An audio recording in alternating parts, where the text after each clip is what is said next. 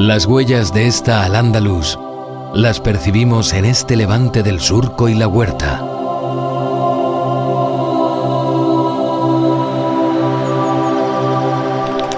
Las acequias visten campos como bordados cubiertos de arrayanes para un vestido de novia.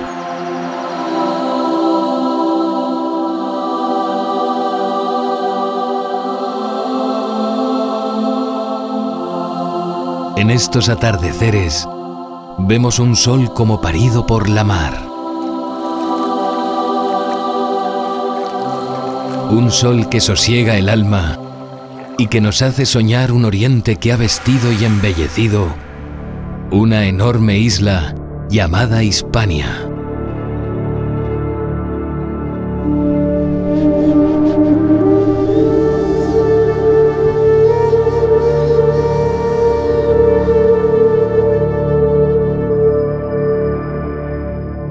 Es en el Levante donde encontramos la esencia de ese Al-Ándalus más genuino. En el carácter de sus gentes, en sus construcciones. Hoy, las montañas y valles que moraron antaño los andalusíes son habitadas por otros que parecieran ser los mismos. La ciudad es bastante antigua, se funda en el 138 a.C., tiene una larga historia romana, tiene una historia visigoda posterior y luego a partir del 711 entra dentro de la órbita musulmana. Lo que pasa es que no se distingue bien la evidencia de esa entrada dentro del mundo musulmán hasta pasados unos siglos. Realmente los territorios de la actual Valencia tienen muy poca presencia, al menos hasta finales del 9, principios del 10, en lo que sería la gran historia de Al-Ándalus. Hay evidencias en este punto de enterramientos de rito cristiano que por el ajuar y por algunas otras evidencias podríamos pensar que incluso son posteriores al 711. Es decir, nos estaría dando una evidencia de una cierta continuidad en el poder de una élite cristiana.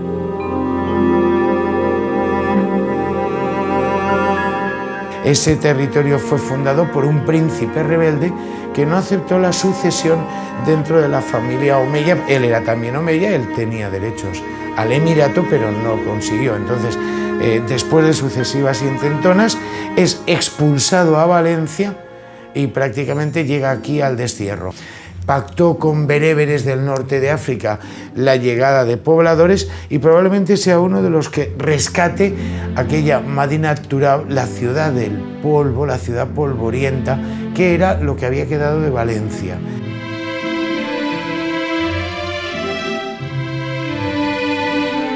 Entre Valencia y Murcia hallamos el núcleo del encuentro. Auténtico nudo gordiano dispuesto a soplarse, cruce de posibilidades, de uniones y desuniones, ambiciones que nos dieron uno de los pactos más singulares de la historia de Hispania y nos da ideas sobre el poder de los señores visigodos, aquellos poseedores de enormes extensiones de tierras. De los territorios que hoy geográficamente estarían situados entre el sur del Ebro y prácticamente el área de Almería, se encontraban en un proceso de desromanización en época visigoda. Una de las zonas más agrestes de Al-Ándalus desde el siglo VIII hasta el siglo X, como era lo que se llamó el Sharq al-Ándalus, el levante de Al-Ándalus, ha dado a la historia del Islam un hecho sin par.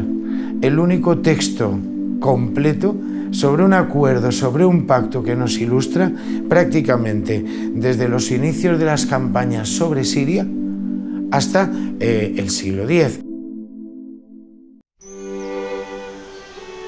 En esta zona oriental hallamos una tierra ambicionada y traicionada por unos y otros, en un Al-Ándalus organizado para representar una visión orgánica y concreta del mundo.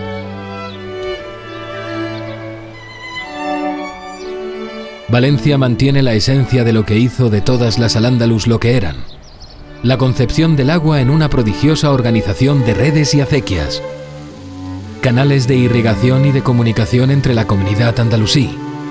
Una comunidad elevada por el poder del conocimiento del propio medio que habitaban.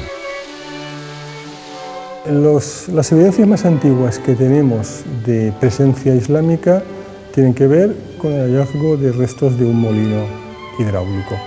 Un molino hidráulico necesariamente se mueve por el curso del agua de una acequia. ¿Qué quiere decir esto? Que si tenemos la evidencia de este molino, es evidente que ya había un espacio hidráulico irrigado en ese momento inicial del siglo X. Las comunidades se instalan en un punto y tratan de aprovechar recursos hidráulicos en el entorno, generalmente una fuente, algún pequeño afloramiento de agua, o en otros casos se desvía un brazo del río Turia. Aquellas pequeñas explotaciones y alquerías, tan prolíficas de productos agrícolas, fomentaron la unión de una comunidad ensalzada en torno a la firme creencia de un destino compartido. Esa concepción del agua en las huertas, erigidas como arquitecturas espirituales de familias, clanes y tribus de variada procedencia, formaron un espacio de libertad, en una tierra bendecida por un sistema de distribución basada en la armonía y la justicia, en torno al reparto de los recursos que dotaron a los campos de alegres extensiones de naranjos y otros frutales. En su conformación actual, el Tribunal de las Aguas es una realidad probablemente tardía, es una realidad probablemente del 18 o del 19, pero evidentemente bebe de una tradición que se remonta a época medieval, al propio Jaime I, y que se basa en época islámica. Evidentemente hay una sabiduría del agua y hay unos códigos o hay una costumbre, mejor dicho, probablemente no codificada nunca, pero sí mantenida viva por los viejos, por los personajes más representativos de cada comunidad. Son las personas de mayor autoridad, generalmente las de mayor edad de cada comunidad, de cada aldea, de cada caria, las que se reúnen en puntos concretos y dirimen los problemas, litigios por un molinero que hace una parada en algún punto que perjudica a un agricultor, o bien que alguien se ha saltado su turno de riego. Quedan bastantes tramos de acequias en el entorno de la Huerta de Valencia que tienen por nombre un día de la semana, o sea que está claro lo de los turnos, ¿no? Ahora bien, esa formulación, esas pautas que se siguen hoy en día cada jueves a las 12, puede que no fuera así en época islámica. Pero en cualquier caso, el hecho de reunirse en la puerta gótica de la catedral, donde muy probablemente pasaba la acequia de Rebella, seguramente la acequia más antigua, y seguramente en la acequia que en origen seguía el curso del acueducto romano, todos estos hitos son demasiadas pistas que te hacen sugerir que sí que es cercano al que tenía en época islámica, además donde estaba la mezquita, la puerta de la mezquita, y que probablemente la costumbre no se alejaba mucho de la que había en época islámica.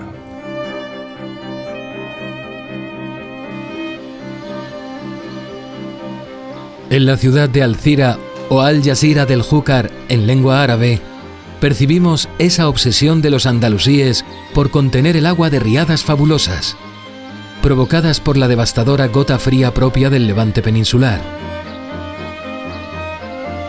Las murallas de Alcira nos sobrecogen por su magnitud y su ingenio. Defendían de los ataques de los hombres, pero también de las inundaciones, en tramos del río perfectamente navegables.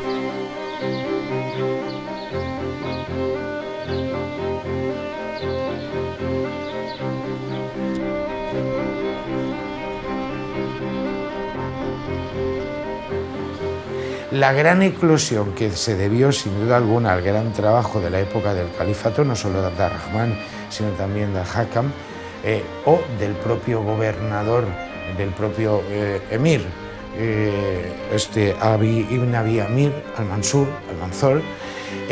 debió ser muy importante, lo suficiente como para que aquí se construyese un califato a escala, como se constituye en otros territorios de Al-Ándalus, que son las taifas.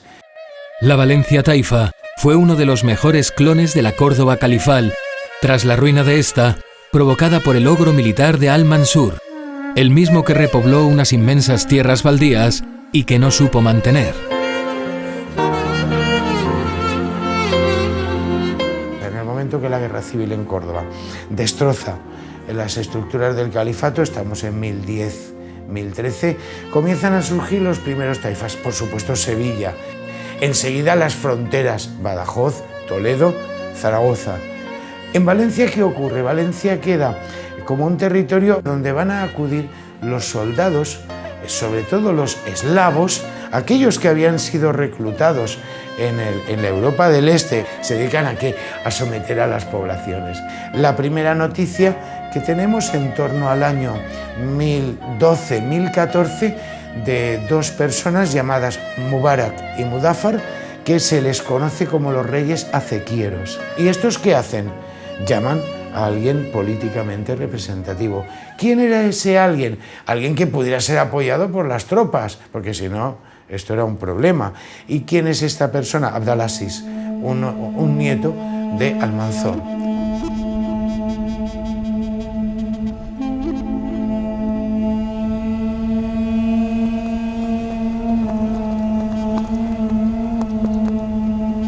Es en esta taifa, imitación de la capital del califato, cuando llegan a Valencia los primeros nietos del admirado y detestado Al-Mansur.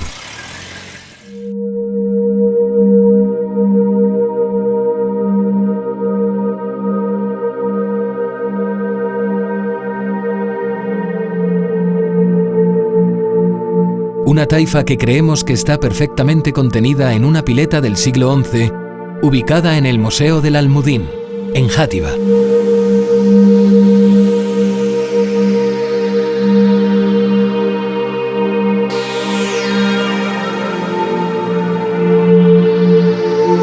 De tradición sasánida y fatimí, de imágenes de caza y de nodrizas, de escenas de combate y de danza, como si de una secuencia pictórica se tratara.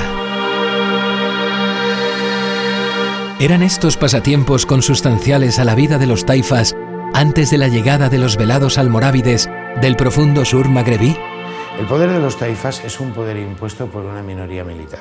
Estos gobiernos impuestos son los que paradójicamente dan la gran islamización, forman la cultura de Al-Ándalus, dan el paso final a la completa islamización de los territorios que ocupan, pero hay su debilidad militar. A pesar de la bonanza económica, este crecimiento económico, vamos a ver, va a quedar comprometido por dos hechos fundamentales. El general que todo el mundo dice, el pago de las parias para no ser atacados por unos grupos cristianos tremendamente belicosos y tremendamente poderosos, por ellos y por la población que les puede llamar en ayuda. Toda la fiscalidad que en época califal iba hacia Córdoba con las taifas, digamos, se descentraliza, va a los nuevos centros que pasan a detentar ese pequeño poder político, a controlar un pequeño territorio, y eso implica que por un lado, que se creen entornos palatinos, entornos áulicos de un cierto nivel, donde por otro lado van a emigrar los artesanos, van a emigrar los sabios, los científicos, los poetas, los músicos. Eso crea pequeños centros de cultura, pero también de producción, puesto que en torno a estos espacios áulicos se generan industrias destinadas a abastecer a los mismos. ولقد مددت يدي بالذل مفتقرا. Desde los marjales del pequeño mar, conocido por los arabizados como la Albujaira, entre el Júcar y el Turia, nos conmovemos en una luz trascendente, destinada a lo más profundo de nosotros mismos, que nos vacían y nos silencian, mientras antiguos barquitos de pesca pasean a turistas entre cañas y carrizo. El despertar de la zona de Valencia se puede situar tímidamente tímidamente en torno a 950, todavía bajo el gobierno del califa Abd-ar-Rahman III. Pero el despertar, la reanimación de todo lo que fue la fachada litoral es a partir del siglo XI. Es una zona que tiene una producción agrícola importante. Desde siempre la producción de pasas, de almendras, de aceite, pero también de algunas fibras textiles usadas para la confección de tejidos. Y eso sí tiene un mercado en lo que es ese comercio del Islam que se ha formado en el siglo X y en donde Al-Ándalus por fin entró. El cultivo del arroz elevó el crecimiento y el fortalecimiento de los clanes familiares, dotándolos de mayor autonomía y riqueza. Un cultivo que hoy inflama con su verdor los marjales de la Albufera. En la ingente labor de desecación de este pequeño mar, se dice que, cubo a cubo, fueron ganando espacio a estas superficiales aguas, vaciadas de la sustancia de una albufera que aspira al mar y que se ve colmada por la tierra.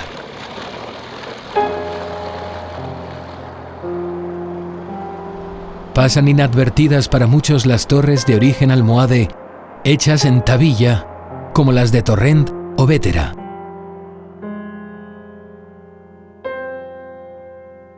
Esta inspiración de modos constructivos que hoy hallamos en el Sáhara no deja de asombrarnos. Unas torres que nos trasladan a un mundo esencial, de arquitecturas humanizadas, esencia africana de expresiones existenciales, orgánicas, de líneas casi infantiles.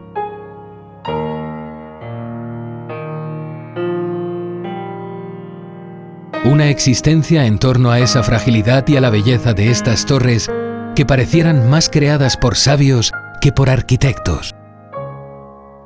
Legado arquitectónico andalusí en el territorio valenciano no es demasiado abundante. Quedan torres exentas como las de la Huerta, como la Torre Espioca o la de Bétera, son magníficas. El corazón de estas ciudades parece de barro, microcosmos del ser humano en su existencia.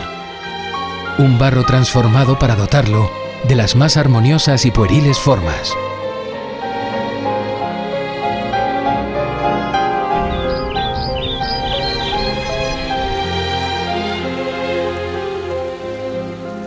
La mítica Sagunto se forjó entre la espléndida Cartago y la deseante Roma. Este fuerte era utilizado por los andalusíes como plaza adelantada en la defensa de Valencia. Un impresionante recinto que aún se aposenta sobre estas tierras escenarios de las mejores escenas cinematográficas. Hay muchos tipos de castillos, hay castillos del poder, hay fortines califales, hay castillos construidos para controlar un espacio. En el primer tercio del siglo XIII hay una ofensiva decidida de los reinos cristianos, tanto en Castilla como en Aragón, y bueno, hay que hacerle frente.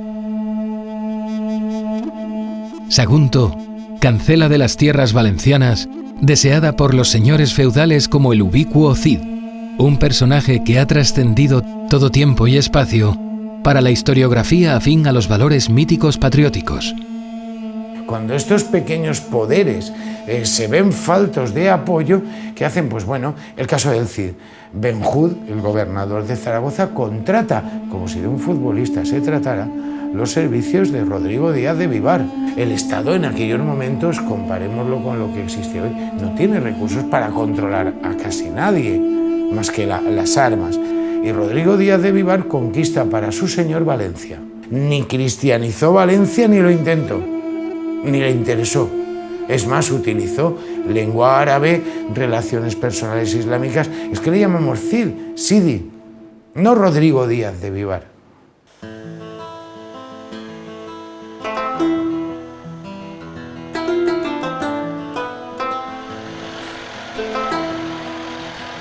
En ese levante de ciudades como Chelva, hallamos verdaderamente la esencia de una visión urbana especial, organizada en torno a un espacio para ser tomado en libertad.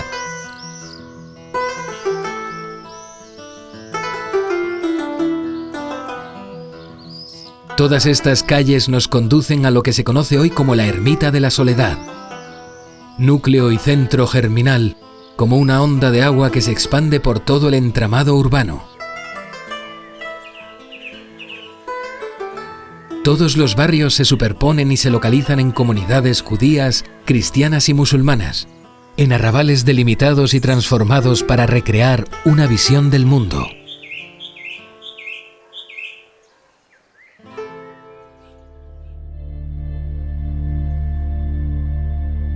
Un levante que aquellos almorávides, procedentes de las profundidades de los ríos del Níger y Senegal, arrebataron al poderío feudal de manos de una de las figuras más subyugantes de la historia europea, Yusuf ibn Tasufin, el primer emir almorávide.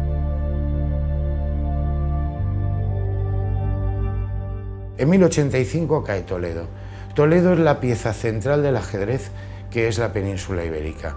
Al pasar Toledo a poder cristiano, la situación de Al-Ándalus empeora hasta el punto de la incapacidad militar de los taifas para defenderse y la necesidad de solicitar ayuda a los hermanos norteafricanos almorávides, almohades y después también a los benimerines, y por la ineficacia de los poderes locales.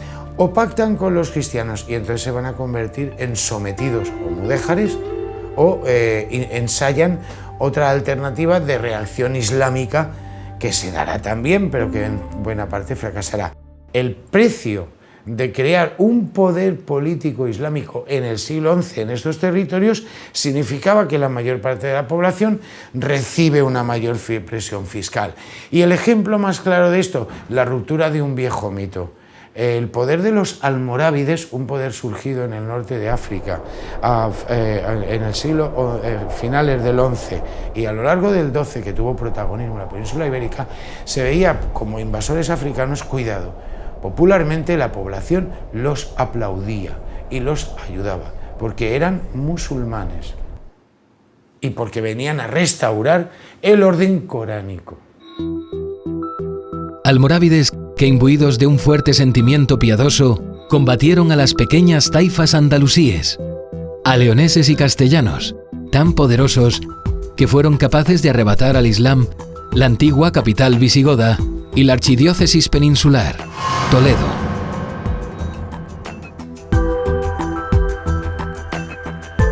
Desde los grandes medios de comunicación contemporáneos nos han mostrado el conflicto entre musulmanes y cristianos como un enfrentamiento religioso que varios intelectuales y políticos quieren extender hasta la actualidad. ¿Y fue así realmente?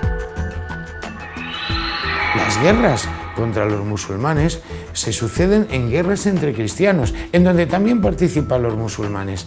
Esto dio una circunstancia, esa España del siglo XI implicaba que la península ibérica entre el XI y el XIII iba a seguir un camino de convivencia. Si entendemos por convivencia entre musulmanes y cristianos, añadamos también las comunidades judías, la matizamos mucho. Siempre hay un dominador, o es musulmán o es cristiano.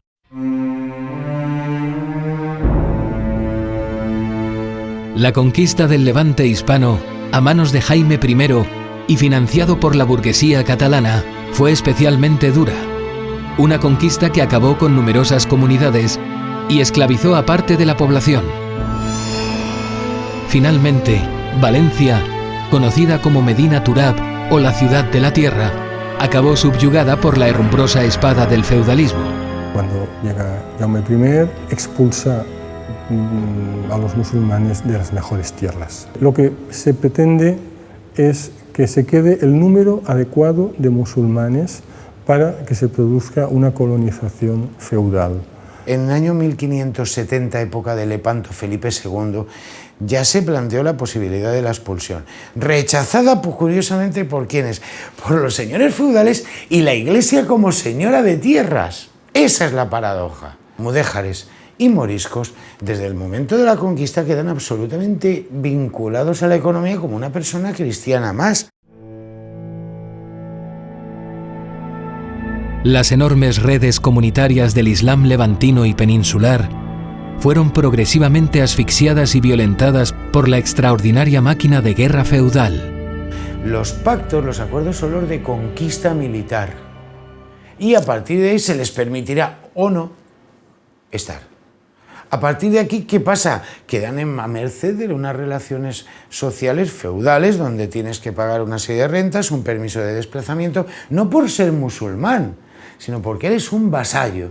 El mudéjar es un musulmán al que se le permite vivir bajo dominio cristiano, que no se olvide eso, con una teórica protección del rey cristiano y que a cambio puede ejercer su religión, tener las leyes propias, una sharia, sus oficiales, sus costumbres, su lengua árabe, vale, sí, todo eso bien, pero evidentemente esto era un paso hacia la aculturación. El feudalismo era un modo de entender las relaciones con el medio muy particular, donde la tenencia de la tierra pasaba por la servidumbre a un señor o señores alojados en castillos, un señor que esquilmaba los recursos del campesino y que además lo decía proteger. Mundo cristiano, las viejas familias aristocráticas pierden frente a la nueva aristocracia, pero una aristocracia que a lo mejor es un señor que tiene un castillo que está armado con 12 colegas, 12 amigos con los que ha formado un bloque y se impone sobre la población y dice, y ahora me vais a proteger, me vais a pagar esto y yo a cambio os protejo. Es una relación que hoy ya calificaríamos de mafiosa puramente. En ese sentido, el feudalismo se expandió como sistema por toda Europa y fue el primer sistema económico mundial, antes que el capitalismo. El feudalismo se basaba en la coacción de señores que se imponían por la fuerza, sin apenas ley que los sujetara, enfrentados a un sistema reglado de poder público que no podía realizar las mismas exacciones y tributos, limitados en teoría por la sharia. En el Islam se ha discutido siempre mucho sobre esa feudalización o feudalismo.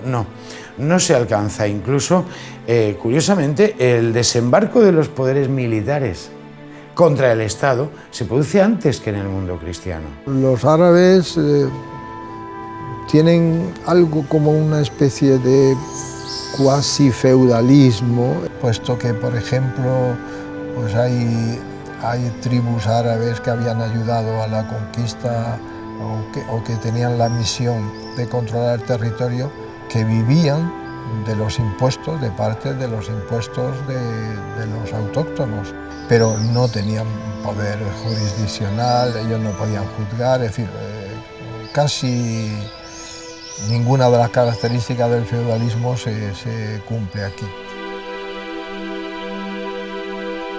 Las familias extensas que habitaban con libertad amplios territorios del Levante, en solidaridad, interesaban muy poco a los señores feudales y a la Iglesia, que con su nuevo sistema impositivo conseguían romper familias extensas y fraccionarlas en unidades de tributación más reducidas. La estructura de familia musulmana no tiene sentido dentro de la sociedad cristiana, para empezar, pero es mucho más fácil dividir la tierra entre unidades familiares concretas y asignar parcelas dentro de una villa, de un pequeño pueblo, mientras que si tú has de asentar comunidades más extensas, por ejemplo, en un pueblo, en una villa, vas a tener problemas porque ya no te vale la simple división parcelaria clásica. Cuando se crean lo que se llaman morerías, que son espacios generalmente periurbanos a una ciudad o a un pueblo, para asentar musulmanes, se les obliga a asentarse a la manera cristiana, es decir, en espacios parcelados de acuerdo a unos lotes muy concretos.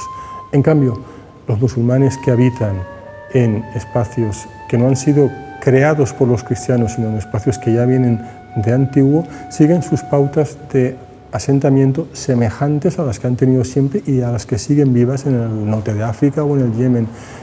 Unidades de vivienda más o menos extensas, pero nunca unifamiliares, dispersas en un espacio no demasiado grande, pero donde conviven a lo mejor 10-12 unidades familiares en ese punto.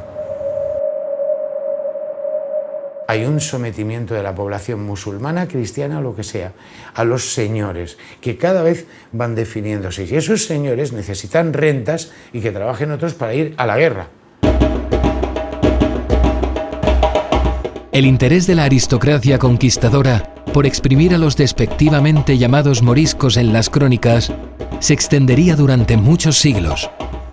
Unos andalusíes cristianizados a la fuerza, desprovistos de sus propios recursos, humillados y ampliamente utilizados por los nuevos conquistadores que vieron en ellos una fuente de enriquecimiento notable.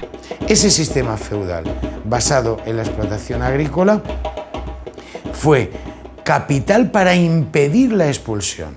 Y en cambio ideológicamente cada vez se veía más un cuerpo extraño que había que inasimilable que había que extirpar. Esa extirpación de golpe, 1609.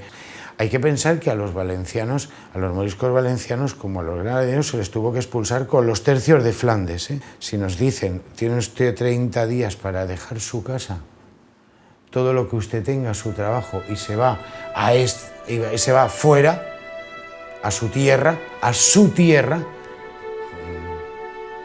y ese destino además que hoy todavía en Túnez, en Argelia, en Marruecos, se aprecia de esa presencia de moriscos, de andalusíes, que son los que en parte pues, han perpetuado ese nombre, esa denominación. La expulsión de Valencia hundió durante casi un siglo a Valencia, hasta el siglo XVIII, pero es que Aragón aún está sumido en aquella crisis, o Granada. Desde las torres de Quart, cañoneadas por el ilustrado francés, observamos esos arcos ojivales tan empleados en Al-Ándalus y los lienzos de murallas que nos indican que un día esta ciudad estuvo cercada. Estos núcleos fundacionales los vemos en la Almoina, centro histórico de la ciudad, bajo las extrañas ondulaciones del agua que cubre la estancia en uno de los museos más originales de la península. Un centro que fue sede de gobierno de la antigua Valansilla islámica, posterior a la antigua Valentia republicana y romana. Todos los estratos los tenemos aquí: Roma, reino visigodo, Al-Ándalus, feudalismo, en superposiciones de mundos clásicos y conocidos, aunados y solapados para que todo, a pesar de los cambios, permanezca igual, inalterable.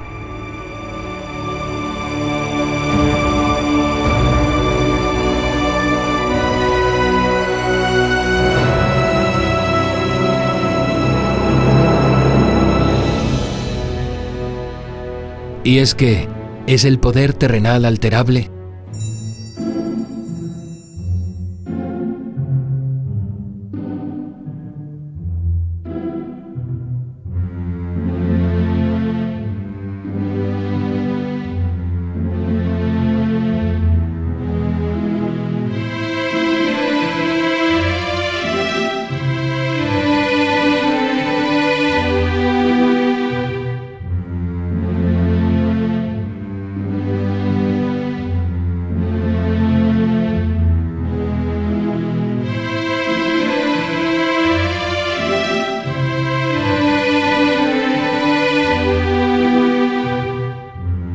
Desde las profundidades de los huertos y las numerosas acequias del oriente peninsular, aún resuenan ecos de un Al-Ándalus vibrante, como mar blanco de orilladas ciudades, rizadas olas que nos traen, en su insistencia, la fuerza de un Mediterráneo humanizado y urbanizado, inolvidable para el primer visitante.